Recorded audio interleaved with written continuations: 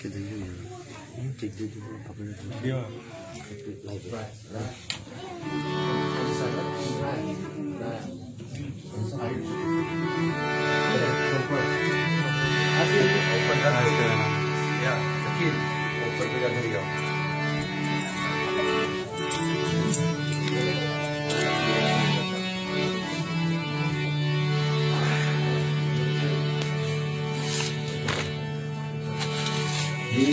गुरुचर सरोज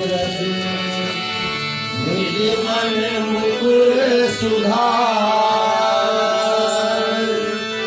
वर्णो रघुबर विमल जसु जो दायक बल दीन दंडालिके सुमिरो पवन कुमार बल बुद्धि विद्या देहु हरहु कलेश विकार। एक बार सब प्रेम से बोलिए पवन सुत हनुमान की जय। जय हनुमान ज्ञान गुण सागर जय कपीस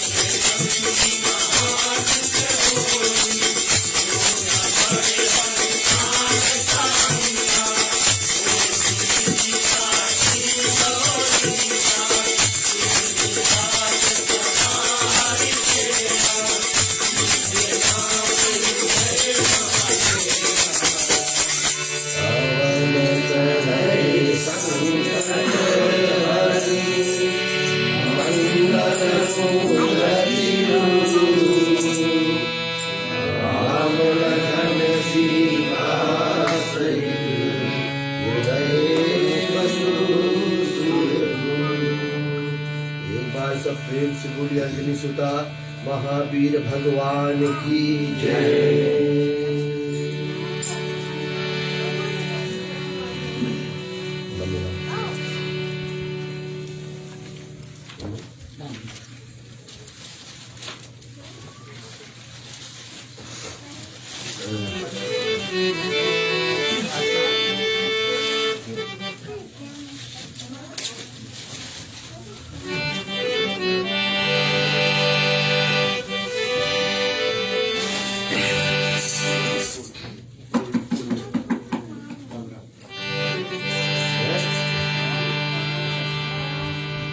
ओम दीपान्यासनं प्रास्मिकस्य स्नानाभिधान च निवेद विष्णुवे प्रतिग्रहितां परमेश्वरम्।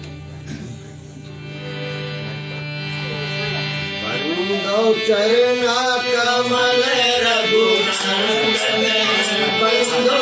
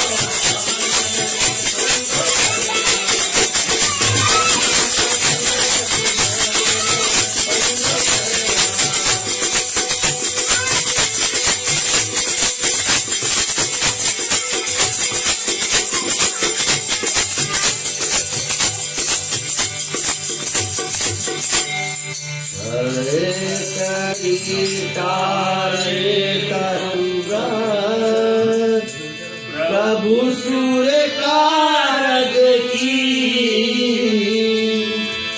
जब तई जाने भर तमा ताप कोप कर दी सियावर रामचंद्र की जय।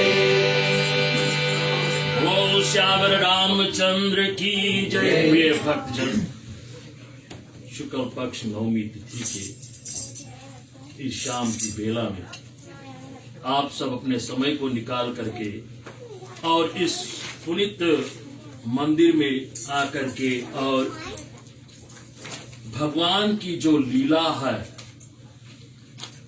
अजर अमर अविनाशी मर्यादा पुरुषोत्तम भगवान श्री राम की जो सुंदर कथाएं हैं, जो भगवान का चरित्र है, उनकी लीला का जो कथाएं है श्रवण करने के लिए अपने बहुमूल्य समय को निकाल करके और यहाँ आए। जितनी देर यहाँ पर कथा होती है, आप सब शांत होकर के इस कथा का, इस अमृत का पान करें। जैसे अभी आपने हनुमान चालीसा श्रवण किया। हनुमान चालीसा जो है, गोस्वामी तुलसीदास जी ने संपूर्ण जब राम की कथा प्रारंभ करना लिखना आरंभ किया तो सबसे पहले उन्होंने स्तुति विनती की हनुमान जी की, क्योंकि राम द्वारे तुम रखवारे होत न आज्ञा बिन पैसारे। क्योंकि बिना हनुमान जी के आशीर्वाद से, बिना हनुमान जी की कृपा से राम की भक्ति नहीं मिल सकती। क्योंकि जो हनुमान चालीसा है ना, जैसे कहते ज्ञान बल बुद्धि देवमय हरहु कलेश विकार। गोस्वामी तुलसीदास जी जब विनती करते हनुमान जी के, तो जब हनुमान चालीसा का रचना करते तो कहते हैं कि ज्ञान का, क्योंकि जब तक बल ना हो मनुष्य में तब तक ज्ञान की कोई आवश्यकता नहीं है। बल होना जरूरी है, जब बल होगा तभी ज्ञान आएगा, है ना। और ज्ञान भगवान के प्रति, और फिर बुद्धि, इन जब आता है तो मनुष्य का जो कलेश है ना, जो रोग है, दुख है, दरिद्र है, ये सब नाश होता है, क्योंकि सही दिशा मिलती है, क्या करना उपयोग होता है। और फिर विकार जो है, काम क्रोध मद लोभ मोह, ये सब नष्ट होता है। इन सब को लेकर के हनुमान चालीसा कोई भी प्राणी अपने ग्रह पर करता है तो उनका जीवन धन्य होता है। बिना हनुमान की कृपा से राम कभी नहीं मिलेंगे, क्योंकि राम भक्त हनुमान जी ने इस रामायण की भी रचना की है। जब गोस्वामी तुलसीदास जी ने लिखा रामायण, तो रामायण की चौपाई लिखते थे, कभी मिटाते नहीं थे, काटते नहीं थे, लिखते थे।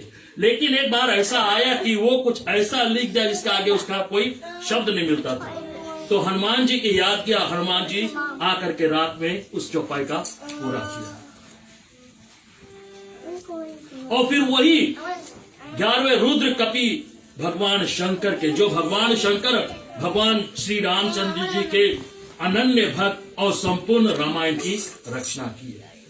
उन्होंने ज्ञान घाट कैलाश पर्वत पर बैठ करके और माता पार्वती को पुनः राम जन्म की कथा कौन कारण से निराकार साकार रूप में आता है, क्योंकि जो भगवान है देखा जाए वो निराकार भी है और साकार भी है। इस रूप में देखते हैं तो साकार होता है, जैसे वायु चलती है ना, निराकार है, दिखता नहीं।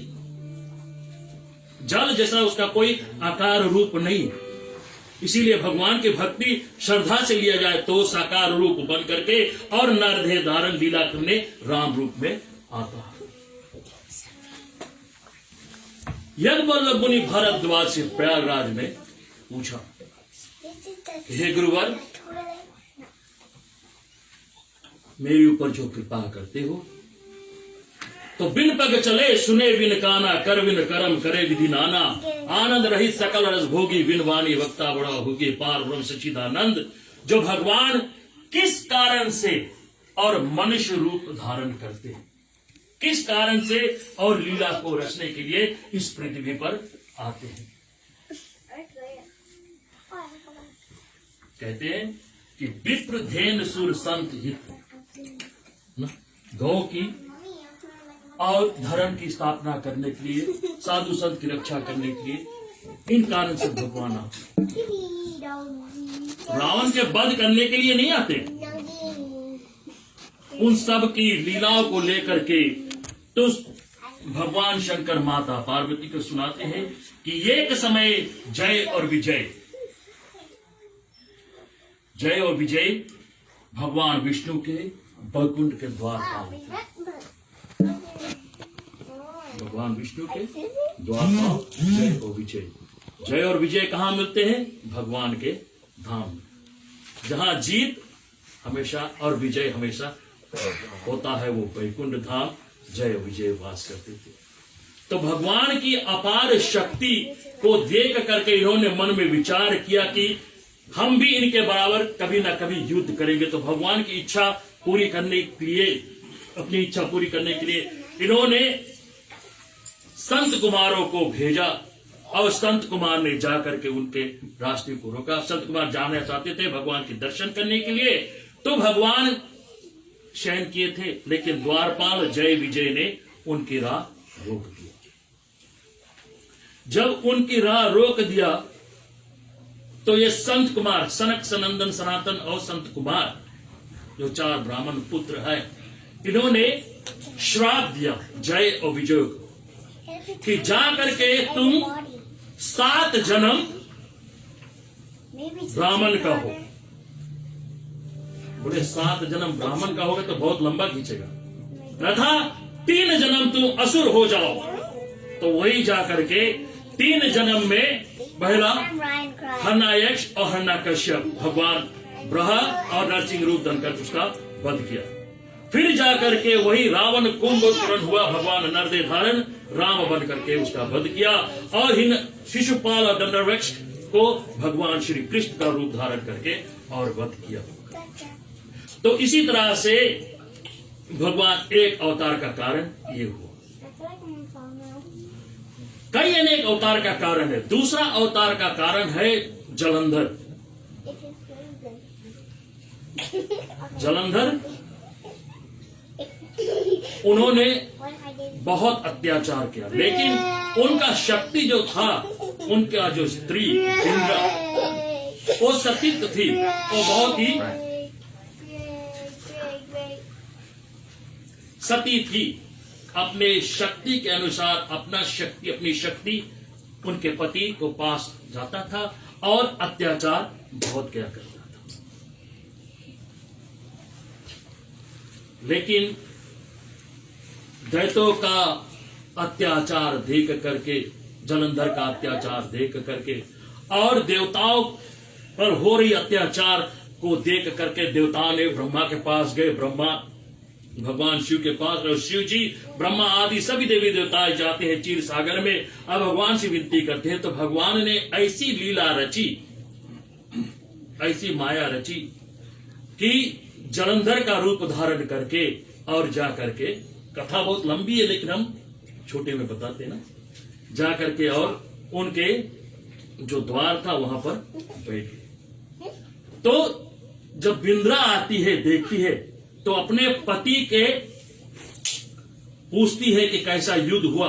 अब वो जानती है, इन्होंने जलंधर का रूप, विष्णु भगवान ने जलंधर का रूप धारण करके और जाकर के बैठा। और जैसे ही पूछती है, जैसे यहां पर भी देखा जाए, जैसे पति काम पर से आता है तो पत्नी पूछे कैसे तुम्हारा दिन का कार्य था, है ना, कैसे तुम्हारा कार्य हुआ, कुछ कठिन आया, कुछ संकट आया, कुछ भी वार्तालाप होता। इसीलिए जलंधर बैठा है भगवान विष्णु छल रूप धारण करके, और बिंद्रा पूछती भाई, और जैसे पूछती भाई उसी समय जलंधर स्वयं, जो सत्य जलंधर था, उसका अंग आकर के उनके गोद में गया और उसका सतीत्व छूट गया। फिर श्राप देती है कि जिस तरह से तुमने छल किया है उसी तरह से तुम्हारे स्त्री का भी छल के द्वारा हरण होगा।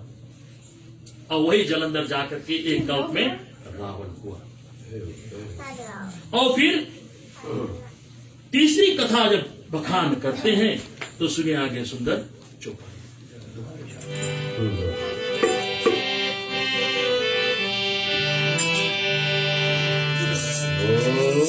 बिहंसी महेश्वर का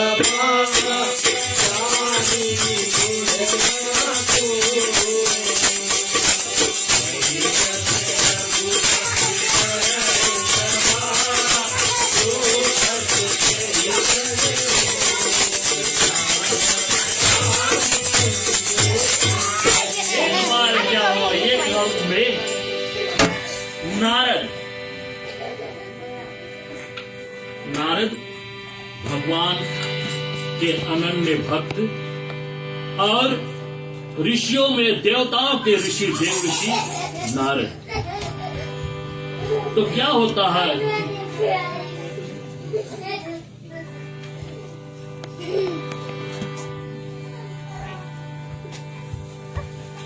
एक समय नारद करताल वीणा बजाते हुए और कहा भगवान का गुणवाद करते हुए चलते हैं भगवान की दर्शन वैकुंठ। तो जब आते हैं मार्ग में तो एक सुंदर स्थान मिला। हिमाचल पर्वत के राह से जब गुजर रहे थे तो एक इतना सुंदर स्थान मिला, सरोवर जल भर रहा था, बड़ी बड़ी सुंदर वृक्ष वहां पर थे। इसलिए कभी कभी देखा जाए कहीं पर भी हम लोग जाते हैं ना, तो जो प्रकृति की जो बनावट है, जो नेचर है, वो तुम्हारा आकर्षित कर लेता है कि कितना सुंदर ये वृक्ष है ना? अभी तो गिरता है तो उसका टुकड़ा ही सुंदर पेड़ पर, तो उसका दृश्य क्या होता है। अभी समुद्र बह रही है, जो लहर आता है उसका दृश्य क्या होता है, वो आकर्षित करता है, क्योंकि वो प्रकृति का देन है। वो प्रकृति एक तरह से मनुष्य को अपनी तरफ खींच लेता है। उसी तरह से नारद ने सोचा कि हम यहाँ पर बैठ करके अब भगवान की तपस्या, लेकिन नारद को यह श्राप है कि क्षण घड़ी वो कहीं बैठ नहीं सकता, है ना। नारद को यह श्राप है कि 2 घड़ी तक वो कहीं बैठ नहीं सकता। राजा दक्ष ने उसको श्राप दिया, यानी सती के पिता जो दक्ष है, भगवान शंकर के जो ससुर है, उन्होंने श्राप दिया था। क्योंकि नारद ने दक्ष पुत्रों को घर बस्ती बसाने से रोका था और सबको तपस्या करने के लिए वन में भेज दिया था। इसलिए दक्ष ने नारद को श्राप दिया था कि तुम 2 घड़ी कहीं टक नहीं सकते। लेकिन नारद ने उस स्थान को चुना और भगवान की भक्ति में बैठ करके क्या करते हैं, सुनिए आगे सुंदर श्रोता।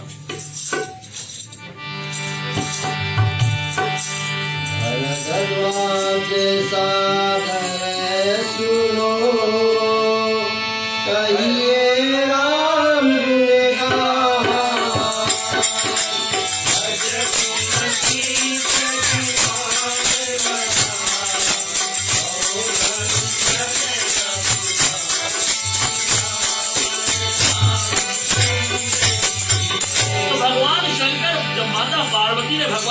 नारद से पूछते भाई कि हे स्वामी, कैसे स्वयं भगवान का अनन्य भक्त देवर्षि नारद को मोह हुआ, है ना? कैसे नारद को मोह हुआ, कैसे उन्होंने ऐसी भगवान की श्राप जिससे भगवान को विलाप करना पड़ा।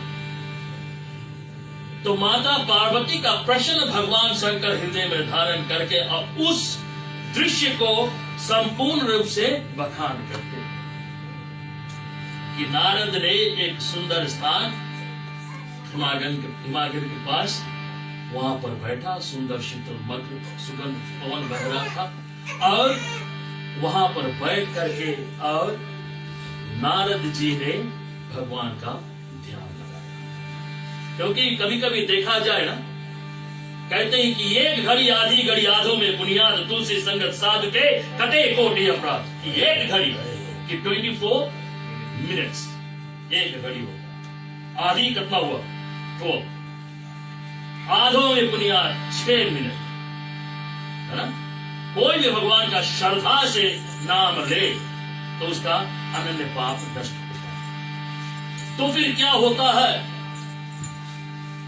जब इन्होंने घोर तपस्या में लीन हो गए तो 2 घड़ी घट गई, 2 घड़ी चली गई। तब इंद्र को संशय हुआ। इंद्र को संशय, इंद्र कौन? जो देवताओं के राजा। तो सुनिए क्या होता है सुंदर चौपाई।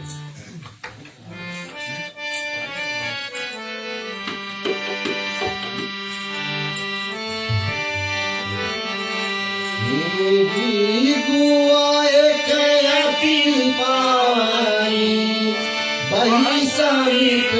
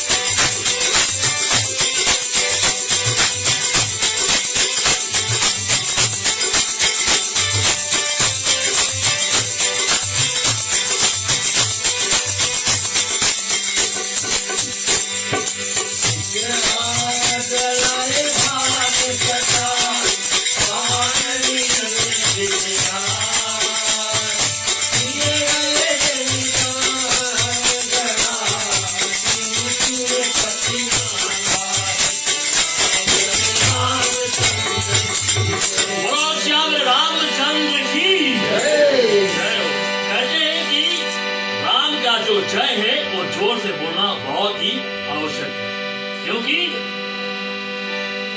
कहते हैं कि जहां पर भी कथा होती है ना, सबसे पहले कौन?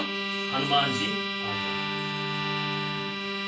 सबसे पहले हनुमान जी आता है और किस रूप में आकर के भगवान की भक्तों की छवि को देखता है कि उनमें क्या है। वो जय बोलता है कि वही सुनता है। इसीलिए कहते हैं ना कि जय बोलना बहुत जरूरी है। बोलो श्यावर रामचंद्र की जय। इसीलिए नारद जी ने और अखंड समाधि लगा करके और बैठ, जब समाधि लगा करके बैठे ओम नमो भगवते वासुदेवाय का मंत्र जाप करके और भगवान के भक्ति में ऐसा लीन हुआ, तो देवताओं के राजा इंद्र ने विचार किया कि ये क्या कर रहा है, ये क्या कर रहा है कि अगर भगवान की आशीर्वाद इन पे हो गई तो ये कहीं इंद्र का पद ना ले ले और हमें लात लगा करके निकाल। तो इंद्र ने उनकी जो भक्ति जो साधना थी उनको तोड़ने के लिए ना, उनकी साधना को तोड़ने के लिए कामदेव को भेजा, है ना, कामदेव को भेजा कि जा करके और नारद का जो तपस्या उसका भंग करो। तो कामदेव मोहन बाण लिया, है ना, मोहन बाण लेकर के और कहा सीधे इंद्रलोक से आया, जहां पर कैलाश पर्वत के नीचे हिमाचल के पास जहां पर नारद बैठा था, वहां पर अनेक माया को रचा। उनके जो नृत्यकाली थे ब्रह्मादि सब ने जाकर के नाच किया, नृत्यंग किया, ताकि उनकी जो तपस्या हो कोई कारण से भंग हो, जब भी ना हुआ, क्योंकि जो प्राणी भगवान की श्रद्धा में रखता है उसको कभी नष्ट नहीं होता, है ना। मारने वाला अगर भगवान हो तो बचाने वाला संसार में कोई नहीं होता है, अगर बचाने वाला भगवान होता है तो उसको मारने वाला जगत में कोई नहीं होता। मारने के लिए हिरण्यकश्यप प्रहलाद को अनेक यत्न किया, लेकिन प्रहलाद ने भगवान श्री नारायण का हृदय में धारण किया, उसका हिरण्यकश्यप एक बामा भाग। और फिर मारने के लिए जब भगवान रावण को चला तो रावण अनेक भगवान शिव के भक्त थे, उसको भी शिव जी ने नहीं बचाया। इसलिए भगवान की श्रद्धा, भगवान की भक्ति कोई भी करता है तो उसका कभी नाश नहीं होता, कभी नाश नहीं होता। क्योंकि देखो जो हनुमान जी ना, वो हमेशा राम के चरणों में बैठे रहते, क्योंकि हनुमान जी ने ऐसा किया कि बस ही राम सर चाँद। भगवान श्री राम उनके हृदय में धनुष बाण आदि ले करके बैठे, बस ही राम सर चाँद। तो नारद जी की तपस्या भंग करने को काम वहां पर गए, फिर मोहन बाण उस पर वार किया, लेकिन कुछ नहीं हुआ। तो माता पार्वती पूछती भाई कि हे स्वामी, किस कारण से पूरा जगत काम के वश में पड़ा है? काम, क्रोध, मद, लोभ, मोह, है ना, धर्म, अर्थ, काम और मोक्ष, सब में काम आता है। चार पुरुषार्थ में भी काम है, मोह माया में भी काम है, सब में तो काम है ना। तो किस कारण से काम नारद को नहीं दिया? तो शिव जी कहते हैं कि मैंने वही स्थान पे काम को भस्म किया था, क्योंकि भगवान शंकर ने अनन्य भक्ति भगवान श्री राम के लगा करके बैठे थे जब सती को त्यागा था, ना। तो देवताओं ने विचार किया और काम को भेजा। तो काम ने जब जा करके और भगवान शिव की भक्ति जगाई, तो भगवान ने तीसरी नेत्र खोल करके और कामदेव को वही स्थान पर भस्म किया था जहां पर नारद बैठ करके और तपस्या कर रहा है। तो नारद का काम पर कोई प्रकोप नारद पर नहीं। तो फिर क्या होता है, कामदेव ने आशीर्वाद पाया और क्षमा याचना बहुत किया कि मैंने इंद्र के भेजे कारण यहाँ पर आया और तुमको तुम्हारी भक्ति को नष्ट करना चाहा, लेकिन वो नहीं हो पाया। बारंबार प्रणाम करके और फिर क्या होता है सुनिए आगे सुंदर चौपाई।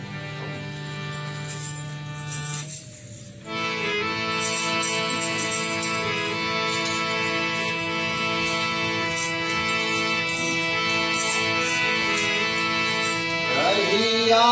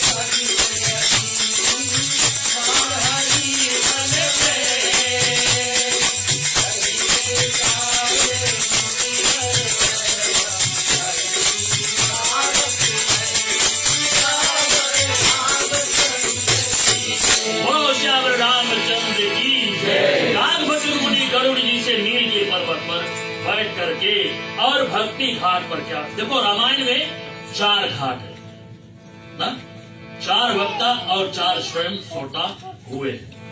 पहला घाट ज्ञान घाट, ज्ञान घाट कैलाश पर्वत, कैलाश पर्वत प्रथम वक्ता भगवान शंकर और प्रथम श्रोता माता पार्वती। जब भगवान ने स्वयं रचना की रामायण की तो अपने चेला कागभूषण मुनि को दिया।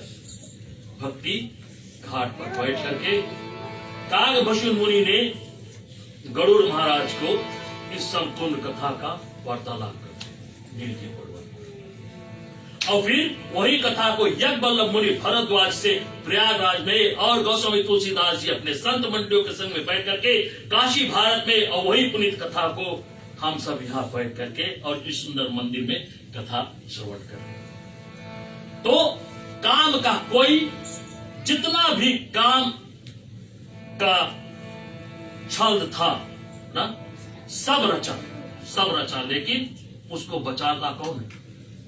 भगवान की भक्ति, भगवान की भक्ति। देखो कभी कभी संसार में क्या होता है, हम मनुष्य लालची बहुत है। भगवान की पूजा करते हैं कि भगवान हमें ये मिल जाए, आज पूजा करो तो कल मांगो मिल जाओ, हाँ? लेकिन ऐसा नहीं है, सबके निमित्त समय है। अगर भाग में ना भी हो, देखो एक अच्छी बात यहां पर हनुमान चालीसा बताती है। अगर कहते हैं कि ब्रह्मा ने तुम्हारे भाग में लिखा है कि तुमको ये सुख ना मिलेगा, ये संपत्ति ना मिलेगा, है ना, लेकिन जो ब्रह्मा सबको रचता है और सबको सब भाग कर देता है, अगर तुम्हारे भाग में ना लिखा है तो भी उसकी परवाह मत करो, हनुमान जी के आश्रय रहो, क्योंकि हनुमान जी को माता जानकी ने आशीर्वाद, 8 सिद्धि 9 निधि के दाता, अशुभ दीन जानकी माता, राम रसायन तुमरे पासा सदा रहो, रघुपत के दासा। वो सब कुछ देने में समर्थ है, क्योंकि वो कालों के काल महाकाल।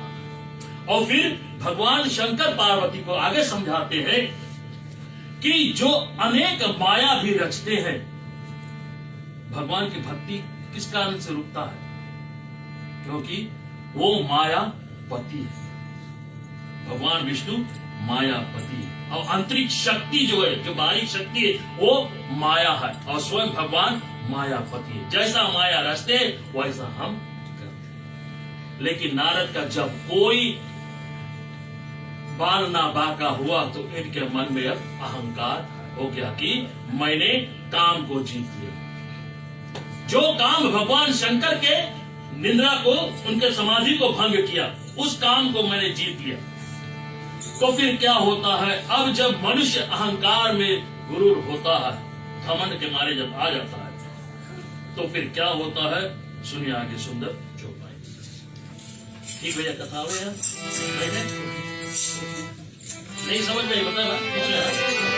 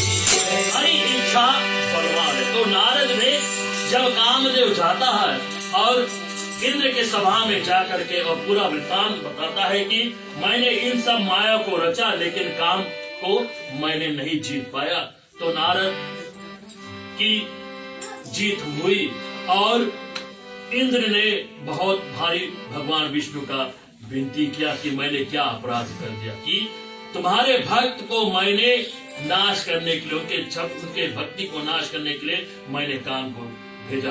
और फिर इधर क्या होता है, काम अपने में हार करके और फिर नारद वहां से चलता है कहां, कैलाश पर्वत। किस कारण से पहले कैलाश पर्वत जाता है, क्योंकि जहां पर वो बैठा हिमगिरी पर्वत पर है ना, हिमालय में बैठा, और हिमालय का जो शिखर है जो सबसे ऊपर है वो कैलाश है ना, और वहां पर भगवान शंकर। तो बोला ब्रह्मा के ब्रह्म लोग जाएंगे या वैकुंठ लोग जाएंगे, लेकिन जो हर्ष होता है ना, अभी जैसे कोई मेगा मिलियन जीत गया, ठीक है ना, कोई मेगा मिलियन जीत गया तो उसकी जो सीमा है ना, उसकी जो सीमा है, जो हर्ष की सीमा, जो इतना खुशी है, वो रोक नहीं पाएगा, वो कोई भी मिलेगा उससे बताएगा भैया हमारा मेगा है, हाँ, क्योंकि वो अपने आप में बौरिया आ जाता है, मति भ्रष्ट हो जाता है। तो नारद ने सोचा कि इधर उधर कहां भागे, सबसे पहले कैलाश से, कैलाश जा करके माता पार्वती प्रणाम देव ऋषि, हाँ ठीक है, शिव कहां? बोले हर समय तो नारद जी आते हैं, ओम नमः शिवाय, हर हर महादेव, जय शिव शंभु, तो पहले आते थे शिव कहां? ओहो नारद जी चले आओ चले आओ चले, क्या बहुत आदर सत्कार किया, नारद का चरण स्पर्श किया, क्योंकि नारद देव ऋषि है, वो ब्राह्मण का पुत्र देव ऋषि है। तो नारद ने कहा कि हाँ सब ठीक है, सब कुशल है। तो बड़े बड़े हर्ष दिखते हो, क्या बात है? नहीं मैं यहां से जा रहा था, क्या बताया बोले तुम्हें तो याद है सब कुछ ना। तो भगवान ने अपने तीसरी नेत्र से, है ना, तीसरी नेत्र विचार करके और सब कुछ जान लिया कि नारद के मन में क्या हो रहा है। लेकिन ये नारद से पूछना चाहते हैं, नारद से पूछना चाहते कि क्या हुआ नारद, बोले नहीं, ऊपर से आया, बैठ गया, कैलाश पर्वत से उतरा, नीचे में बैठ करके अब भगवान के भक्ति कर, तो क्या हुआ, कामदेव आ गया। कामदेव ने अनेक उपाय किया, लेकिन कामदेव के एक नहीं चला। मैंने काम को जीत लिया। अरे वाह, बोले तुमने काम को जीत लिया, धन्य है। अच्छा, बोले ठीक है, जीत लिया है, वार्तालाप हुई, ठीक है जीत लिया, लेकिन ये बात किसी को मत कहना, है ना? बोले ये बात किसी को मत कहना। वास्तविक में ये सच्ची बात है, जो सुख का समय होता है सबसे बांटा जाता है, लेकिन जो भीतरी का दुख है ना, जो दुख होता है, मनुष्य दूसरे दुख बांटते नहीं है। बोले क्या होता है भैया, लेकिन क्या है वो नहीं बताइए, क्या हुआ वो सब नहीं बताइए। तो बोले का, बोली वैसे तो बोलो काम है, नहीं, बोले मैंने कामदेव को जीत लिया। अच्छा, बोले ठीक है, तुम जीत गया तो बहुत अच्छा बात है, लेकिन किसी मुझसे मत कहना, क्योंकि हरी इच्छा बलवान है। भगवान जानते हैं कि वो क्या करना चाहते हैं। बोले तो कुछ हमारा तो कुछ बढ़ाई कर भी नहीं करी, इसके हम जीत गया। अच्छा, बोले चलो। पार्वती बोलती है कि नारद जी ठहरो, विश्राम करो, थोड़ा जल पान आदि करो। नहीं नहीं, बहुत दूर जाना है, बहुत दूर जाना है। तो बोले अच्छा, बोले चला गया। हाँ, ये अपने आप में अब चला कहा, अपने पिता ब्रह्मा के पास, है ना, अपने पिता ब्रह्मा के पास। देखो, कभी कोई जीतता है तो पहले आकर के घर पर माता पिता को नहीं बताता, अपने यार दोस्त साथी संगति को बताता है कि मैंने ये तीर मार दिया। अच्छा हाँ ठीक है, मार दिया, लेकिन आकर के जब ब्रह्मा जी ब्रह्मलोक को जाते हैं, हाफत ढाफत गया ना, ब्रह्मलोक में पहुंचा तो नारद का प्रथम प्रथम है कि अपने पिता का चरण स्पर्श करो, है ना। पिताजी प्रणाम, चरण वहीं से दंडवत के, पिताजी वहीं से दंडवत करके बोले नारद जी बड़े खुशी दिख रहे हो, क्या बात है। बोले क्या बताइए पिताजी। बोले हरि की इच्छा थी, हमने बैठ करके वहां तपस्या किया, और बोले कामदेव आ गया, तो कामदेव ने रति आदि सब को लाया, आदि मोहन आदि सब बाण हम पर चलाए, लेकिन तो नारद की बात सुन करके ब्रह्मा जी पूछते हुए तुम पहले कहां गए, कहीं गए थे बताने के लिए। बोले नहीं नहीं नहीं नहीं, कहीं नहीं गया। बोले सीधे यही गया। बोले सच बोलते हो, कहां बैठे थे। बोले हिमागिर पर्वत पर। तो हिमागिर से ऊपर कौन है। बोले कैलाश है। तो बोले ना मैं पहले वहां गया था। तो बोले शिव जी ने को उपदेश दिया। बोले हाँ उपदेश दिया। बोले कहा क्या। बोले कि ये बात किसी को मत कहना। तो बोले तुमने यहाँ बता दिया। देखो पिताजी वो हर्ष है कि हर्ष हमसे रुकता नहीं है। अच्छा बोले ठीक है, अब जितना बता दिया बेटा, अब यहाँ से आगे किसी को। अरे पिताजी हम इतना भारी तीर मार दिया है और तुम बोलता कोई बताना नहीं। बोले ये झूठ बात है, सीधा चलो कहाँ वैकुंठ को, हम भी आगे चल के चौपाई।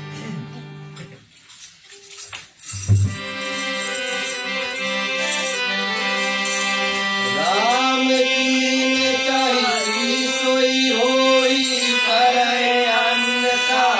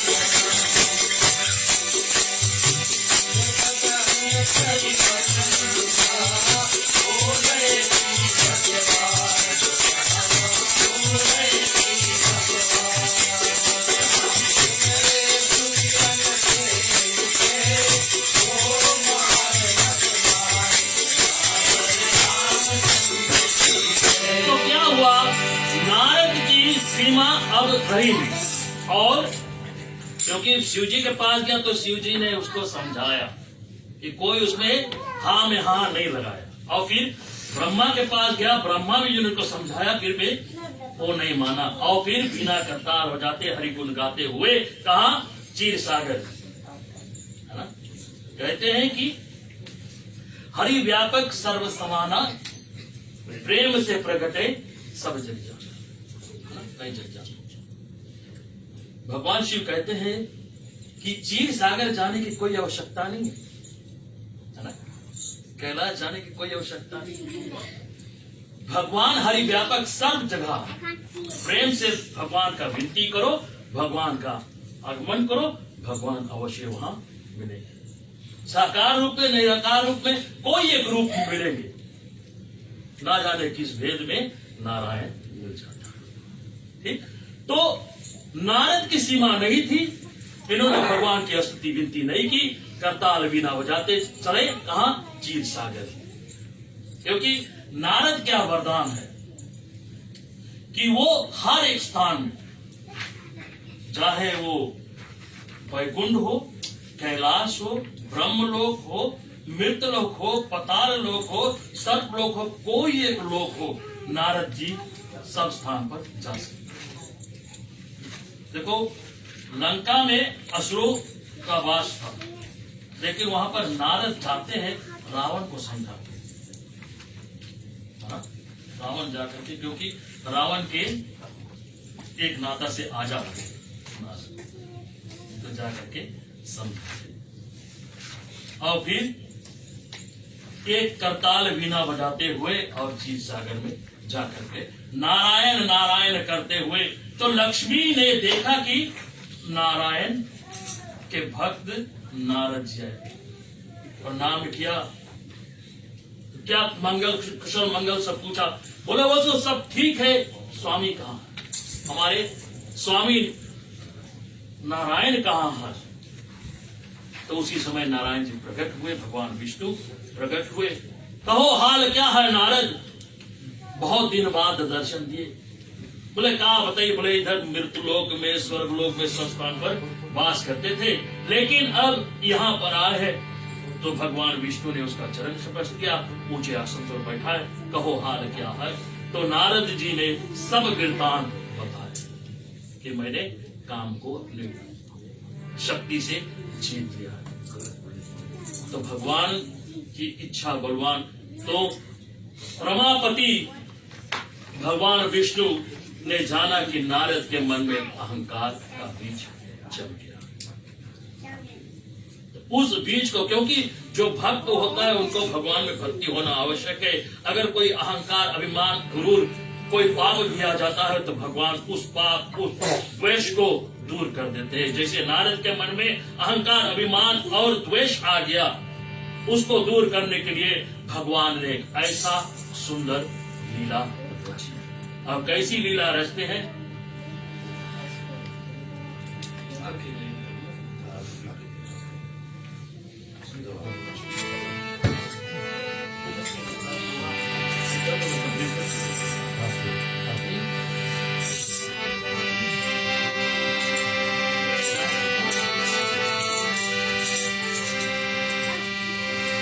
मुनि मोहे तन तागे,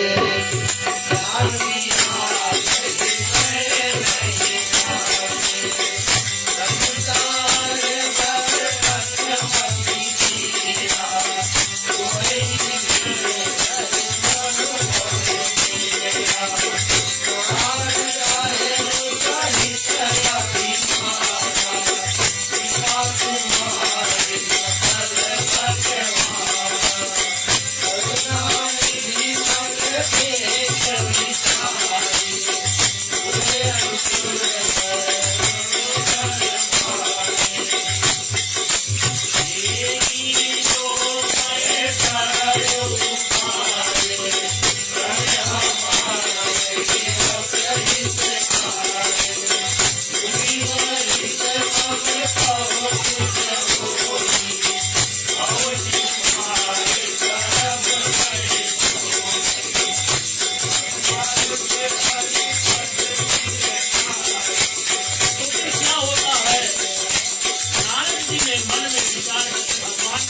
समाज किए और माना कि भगवान सब तुम्हारी ही है, तुम्हारी आशीर्वाद से मैंने काम किया।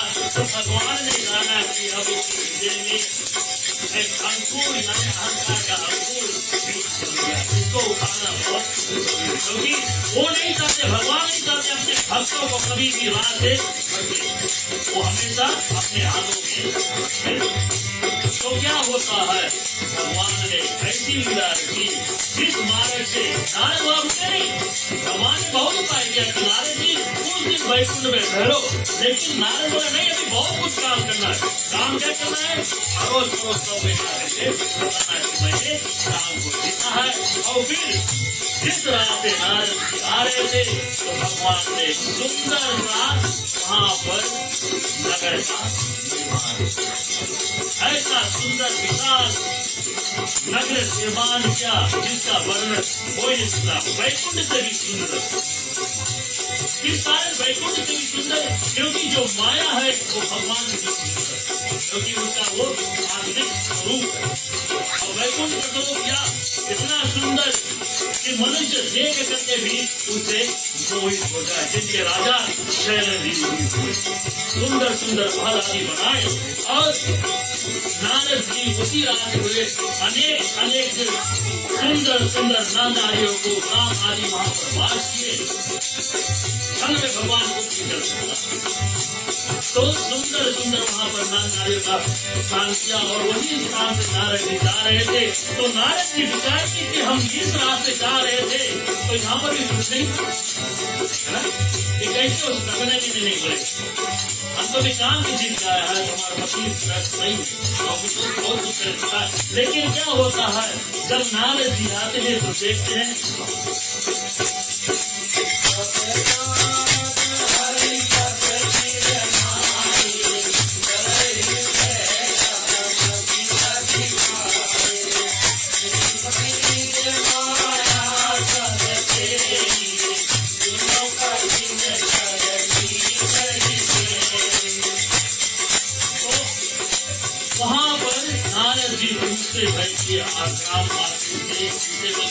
इतना सुंदर नगर किसका है।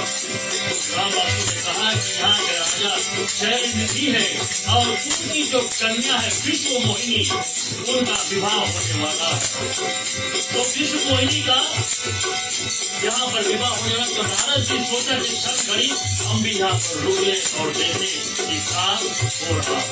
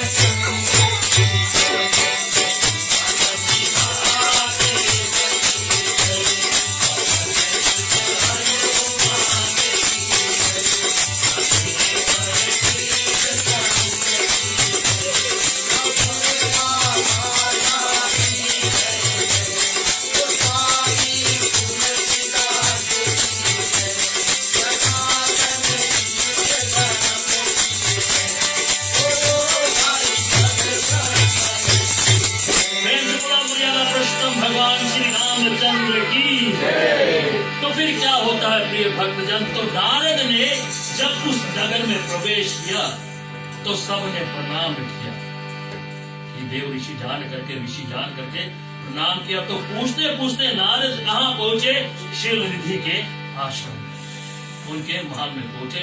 तो राजा ने उसका बहुत आदर सत्कार किया।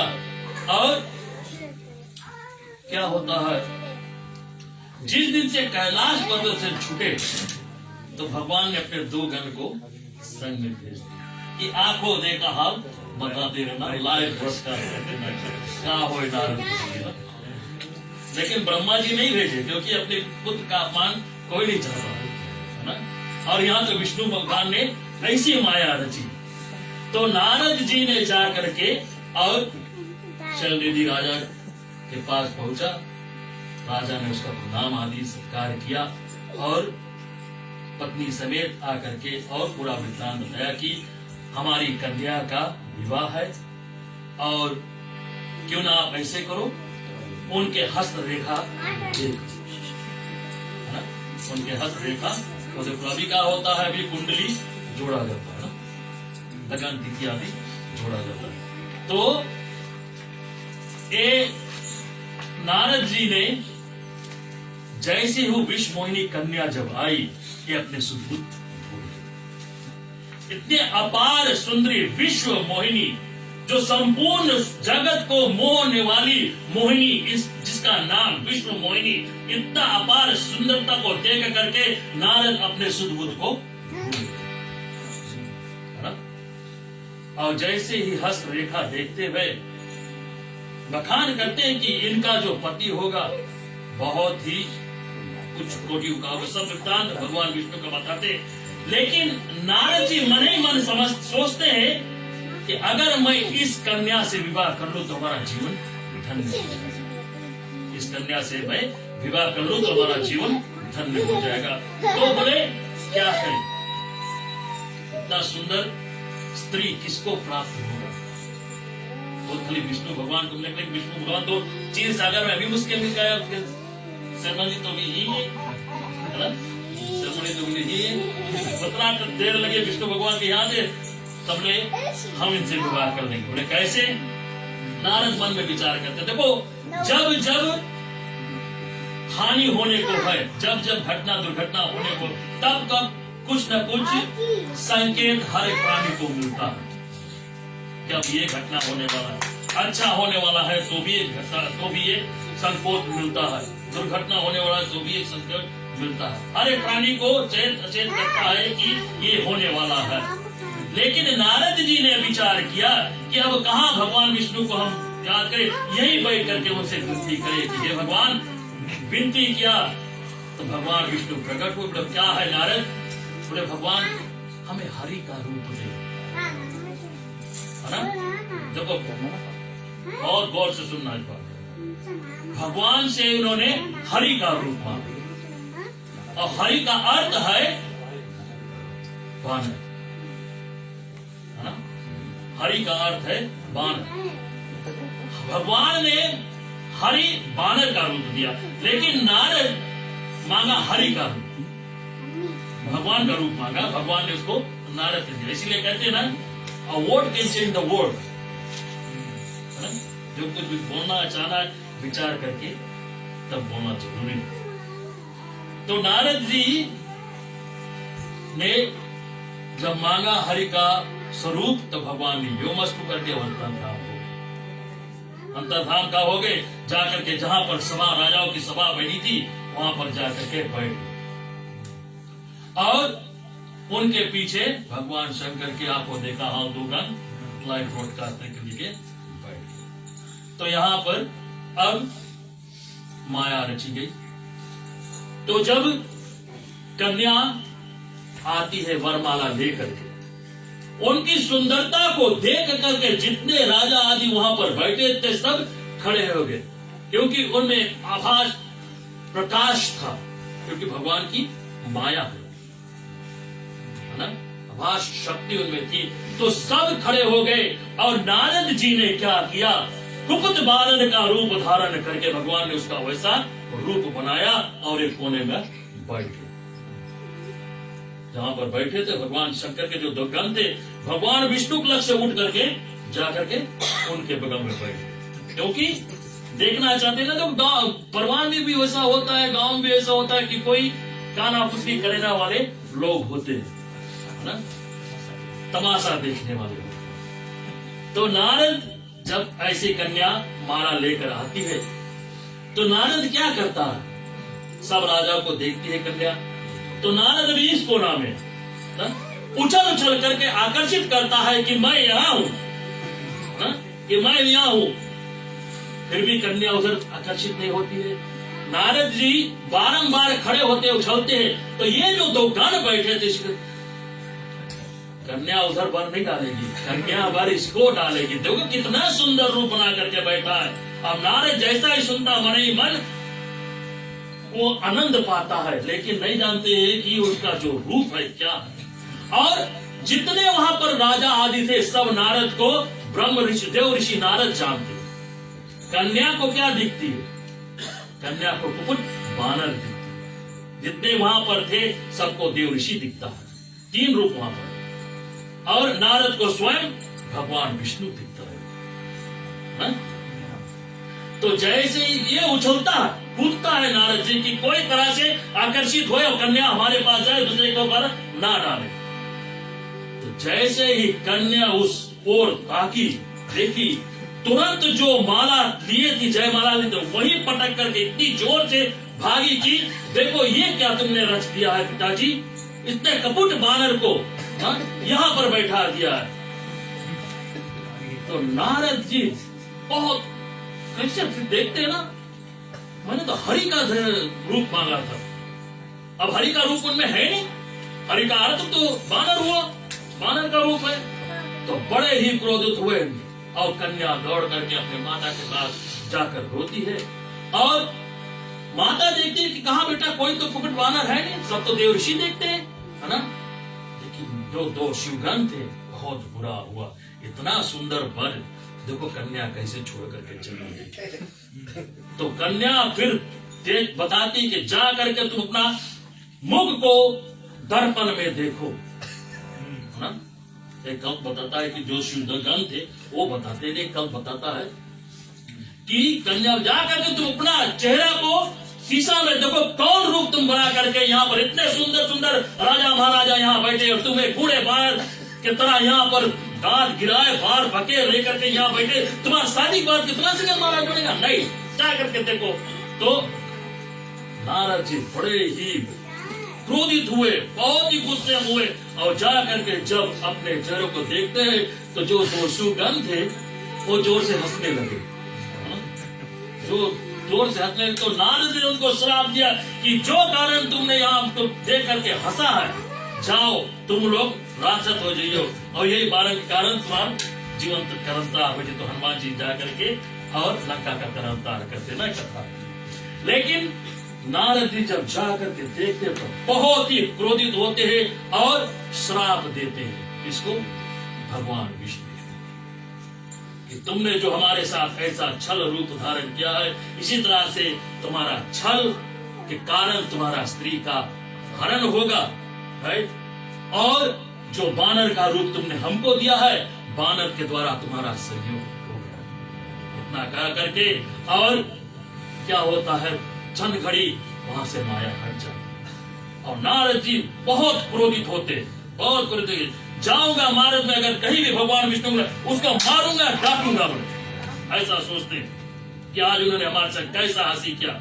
और जिस मार्ग से जाते हैं उसी मार्ग से भगवान विष्णु और विष्णु मोहिनी जाते, बारंबार वही छवि को देखते भय, और नारद जी चकरा करके गिर जाए, क्योंकि भगवान की माया इतनी प्रबल है, उन माया से कोई जीत नहीं सकता।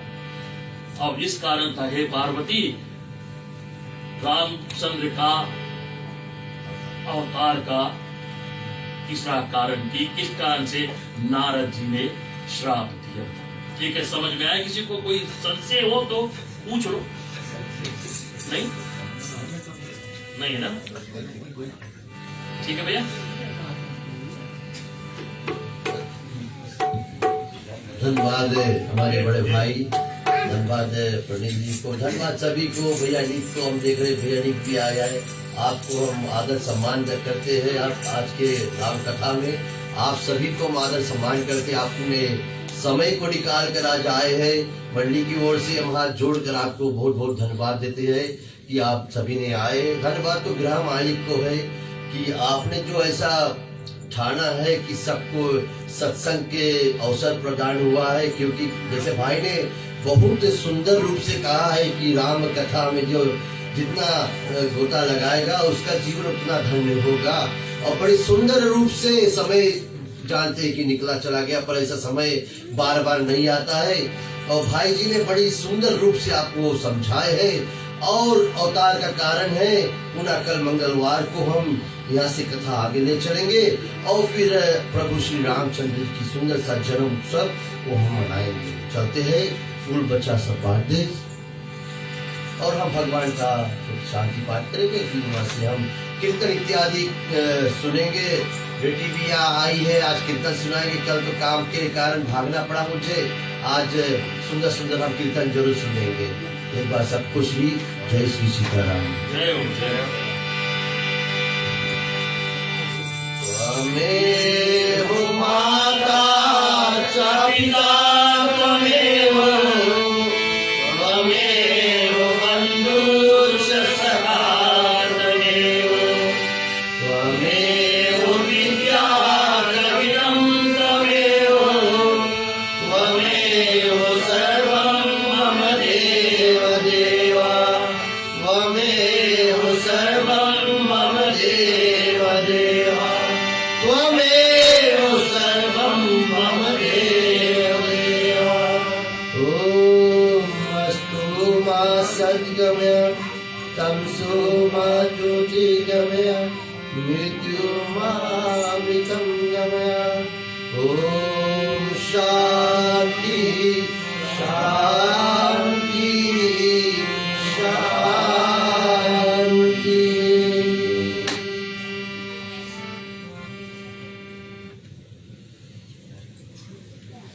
आज बंद कर दो।